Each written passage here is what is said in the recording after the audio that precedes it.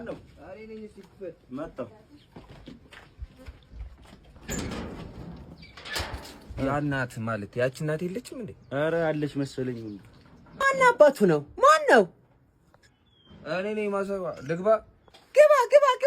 ግባ ችግር የለውም። ባለፈው እንደዛ ቀጥቅጠውኛውን ግባ ይሉኛል እንዴ? ግባ ደግሞ አንተን ማን ይመታል? እግዚአብሔር የመታው እሱን ግባና ሳያለሁ። አንተ ርኩስ ግባ በቃ እንግዲህ ቻለው። አይመቱም መሰለኝ። በቃ ገባው። እሱን አይደለም የምፈልገው